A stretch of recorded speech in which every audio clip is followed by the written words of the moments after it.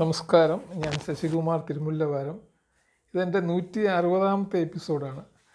ഞാനിങ്ങനെ ഈ അടുപ്പിച്ചടുപ്പിച്ച് ഓരോ എപ്പിസോഡ് ഇടുന്നതിൻ്റെ കാരണം എന്ന് വെച്ച് കഴിഞ്ഞാൽ നമുക്കറിയാവുന്ന കാര്യങ്ങൾ നമുക്ക് ആരോഗ്യമുള്ള സമയത്തെല്ലാം നമുക്കിത് പ്രസൻറ്റ് ചെയ്യാൻ പറ്റത്തുള്ളൂ. അതുകൊണ്ടാണ് ഞാനിങ്ങനെ ഇപ്പോൾ 160 എപ്പിസോഡ് വരെയായി. ഏതാണ്ട് 2 വർഷമായി ഞാൻ യൂട്യൂബ് തുടങ്ങിയിട്ട്. പിന്നെ ഇതിൽ വളരെ പ്രധാനപ്പെട്ട ഒരു കാര്യം എന്ന് പറയുന്നത്, ഞാൻ ഒരു 9 മാസം മുമ്പ് മഹാധനമന്ത്ര എന്ന് പറഞ്ഞൊരു മന്ത്രം ഇട്ടിരുന്നു. അപ്പോൾ ഈ മന്ത്രങ്ങൾക്ക് വലിയ ശക്തി ഉണ്ടെന്നുള്ളത് അറിയാമല്ലോ. ഈ ഓം എന്ന് പറഞ്ഞ ആ മന്ത്രത്തിന് നമ്മുടെ എല്ലാ അസുഖങ്ങളും മാറ്റാൻ പറ്റുമെന്നാണ് പുരാണങ്ങളിൽ പറയുന്നത്. അപ്പോൾ അതുകൊണ്ട് ഞാൻ മഹാധനമന്ത്രം ഇട്ടതുകൊണ്ട് എല്ലാവർക്കും പ്രയോജനപ്പെടട്ടെന്ന് വിചാരിച്ചാണ് ഞാൻ ഇട്ടത്. പക്ഷേ 162 പേരായി 9 മാസം കൊണ്ട് കണ്ടിരിക്കുന്നത്. എനിക്ക് വളരെ പ്രയോജനമുള്ളൊരു മന്ത്രം, ഞാൻ തന്നെ കണ്ടുപിടിച്ചതാണെന്ന് ഞാൻ പറയുകയുണ്ടായി അതിനകത്ത്.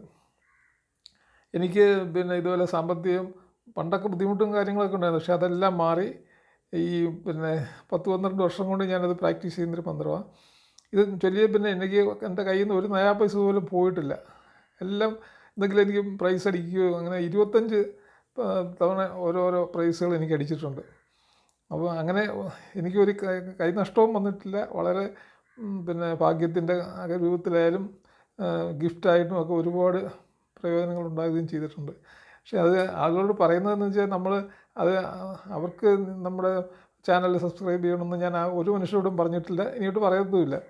പിന്നെ ഈ മന്ത്രങ്ങളുടെ കാര്യം പറയുന്നത് മന്ത്രം അന്വേഷിച്ച് പോകേണ്ട ഒരു കാര്യമാണ്. അല്ലാതെ നമ്മൾ അങ്ങോട്ട് ഇതിൻ്റെ മന്ത്രം ഞാൻ ഇട്ടിട്ടുണ്ട്, നിങ്ങളെല്ലാവരും സബ്സ്ക്രൈബ് ചെയ്യണമെന്ന് പറയുന്നതിലല്ല കാര്യം.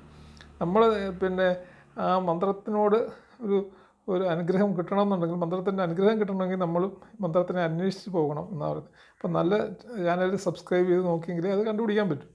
മിക്കവാറും ഇവിടെ എല്ലാം എന്തെങ്കിലും ഈ ആഹാരങ്ങൾ ഉണ്ടാക്കുന്ന യൂട്യൂബിൽ കൂടുതൽ സബ്സ്ക്രൈബേഴ്സ് ഉള്ളത്. മാത്രമല്ല സെലിബ്രിറ്റീസൊക്കെ വരുമ്പോൾ അവർക്ക് ഒരുപാട് സബ്സ്ക്രൈബേഴ്സൊക്കെ ഉണ്ടാവും. നമ്മൾ അതിലൊന്നും ഇത് ചിന്തിക്കേണ്ട കാര്യമില്ലെന്നാണ് പറയുന്നത്. നമുക്കുള്ളത് നമുക്ക് തന്നെ കിട്ടും. അതുകൊണ്ട് ഞാൻ പറഞ്ഞു എന്നുള്ളതേ ഉള്ളൂ.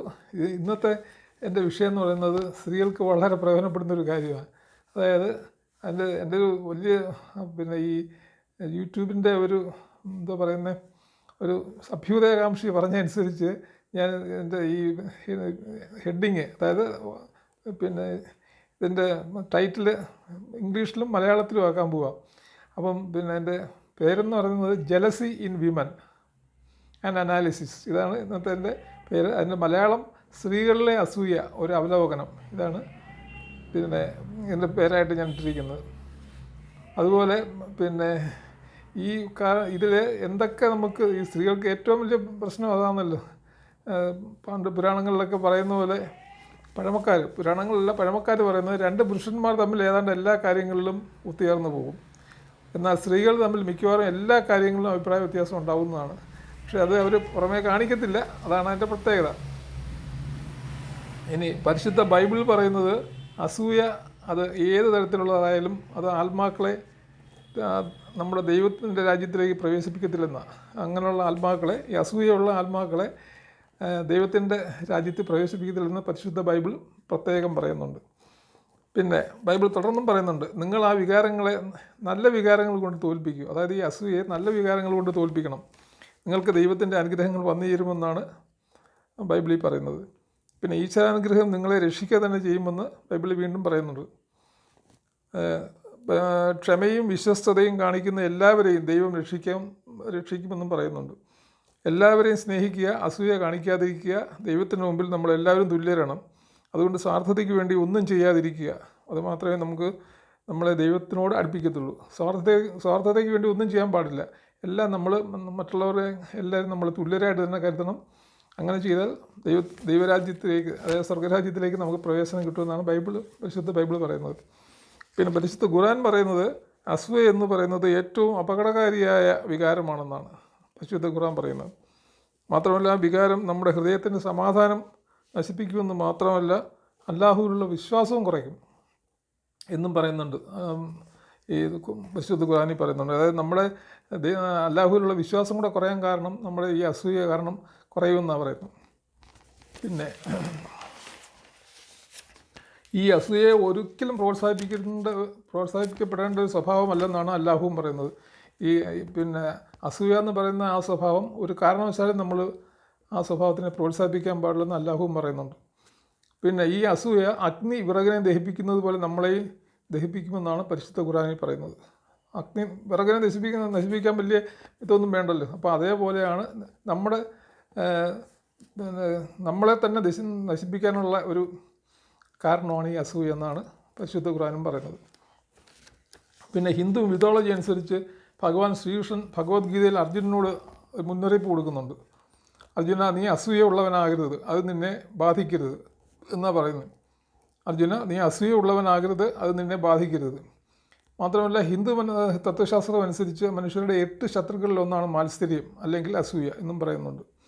സ്വാമി വിവേകാനന്ദൻ പറയുന്നത് നമ്മൾ എല്ലാറ്റിലും നിന്ന് രക്ഷപ്പെടാം, പക്ഷേ ശപിക്കപ്പെട്ട അസൂയയിൽ നിന്ന് രക്ഷപ്പെടാൻ പ്രയാസമാണെന്നാണ്. അതിന് ഏറ്റവും നല്ല മാർഗ്ഗമായി പറയുന്നത് എല്ലാവരെയും സഹായിക്കാൻ ശ്രമിക്കണം. നമുക്കറിയുന്ന നല്ല ചിന്തകൾ എല്ലാവരിലേക്കും പകർന്നു കൊടുക്കണം. അതാണ് ഞാനിപ്പോൾ ചെയ്യുന്നവരിരിക്കുന്നത്.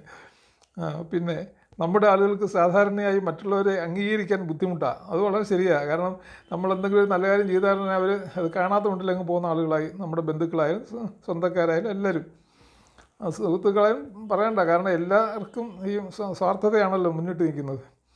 എന്നാൽ നിങ്ങൾ ശുദ്ധനും നല്ല ചിന്തകൾ കൊണ്ടു നടക്കുന്നതിനുമാണെങ്കിൽ നിങ്ങൾക്കൊരിക്കലും ആരോടും അസൂയ ഉണ്ടാകില്ല എന്നും സ്വാമിജി പറയുന്നുണ്ട്. നമ്മൾ നല്ല ചിന്തകളും ശുദ്ധനുമായിരിക്കണം. നല്ല ചിന്തകൾ കൊണ്ട് നടക്കുന്നവരാണെങ്കിൽ നിങ്ങൾക്കൊരിക്കലും ആരോടും അസൂയ ഉണ്ടാകില്ല എന്നും സ്വാമിജി പറയുന്നുണ്ട്. പിന്നെ മനഃശാസ്ത്രം പറയുന്നത് പെൺകുട്ടികൾ ചെറിയ പ്രായം മുതൽ മറ്റുള്ളവരുമായിട്ട് താരതമ്യം ചെയ്യപ്പെടുന്നത് ഒരു ശീലമായിട്ടുണ്ട്. കാരണം കൊച്ചുകുട്ടികളാകുമ്പോഴേ അമ്മമാർ മറ്റുള്ള കുട്ടികളുമായിട്ട് താരതമ്യപ്പെടുത്തും. അത് കാരണം ചെറുപ്പത്തിലേ അവരുടെ മനസ്സിലൊരു അസൂയ ഉണ്ടാവുമെന്നാണ് മനഃശാസ്ത്രം പറയുന്നത്. പിന്നെ മനഃശാസ്ത്രം അതിൽ നിന്ന് രക്ഷപ്പെടാനുള്ള മനഃശാസ്ത്ര വഴികളും പറയുന്നുണ്ട്. ഒന്നാമതായിട്ട് പെൺകുട്ടികളെ അവരുടെ ശ്രദ്ധ, അതായത് താരതമ്യപ്പെടുത്തുന്നതിൽ നിന്ന് മാറ്റി വേറെ ഏതെങ്കിലും നല്ല കാര്യങ്ങൾ ചെയ്യാൻ ഉപദേശിക്കണം. അതായത് പെൺകുട്ടികളെ സംബന്ധിച്ചിടത്തോളം സംഗീതത്തിലോ നൃത്തത്തിലോ ചിത്രം വരയിലോ മറ്റേതെങ്കിലും കാര്യങ്ങൾ വ്യാപരിക്കുകയാണെങ്കിൽ അവർ ഈ താരതമ്യപ്പെടുത്തുന്ന ആ സ്വഭാവത്തിൽ നിന്ന് മാറി അസൂയയൊക്കെ അവരുടെ മനസ്സിൽ ഇല്ലാതാവുമെന്നാണ് പറയുന്നത്. പിന്നെ ഈ താരതമ്യത്തിൽ നിന്നും അസൂയയിൽ നിന്നും ഉറപ്പായി രക്ഷപ്പെടാൻ സാധിക്കുമെന്നാണ് മനഃശാസ്ത്രം പറയുന്നത്. മാത്രമല്ല, ധ്യാനം വളരെ നല്ലൊരു ശീലമാക്കിയാൽ നമ്മുടെ മനസ്സിൽ നിന്ന് അസൂയ തന്നെ എന്ന വികാരം തന്നെ മാറിപ്പോകുമെന്നാണ് മനഃശാസ്ത്രം പറയുന്നത്. അതിന് ഇപ്പോൾ ഏറ്റവും പ്രധാനപ്പെട്ട കാര്യം എന്ന് പറഞ്ഞാൽ ധ്യാനം, മെഡിറ്റേഷൻ. അതും ആർക്കും ചെയ്യാവുന്നൊരു കാര്യമാണ്. അതിനും നമ്മൾ സമയം കണ്ടെത്തണം. അങ്ങനെ ആ ഒരു അസൂയ എന്ന വികാരം മാറിക്കഴിഞ്ഞാൽ നമ്മുടെ സ്വഭാവം തന്നെ മാറും. നമ്മളെ എല്ലാവരും ഇഷ്ടപ്പെടുകയും ചെയ്യും. നന്ദി, നമസ്കാരം.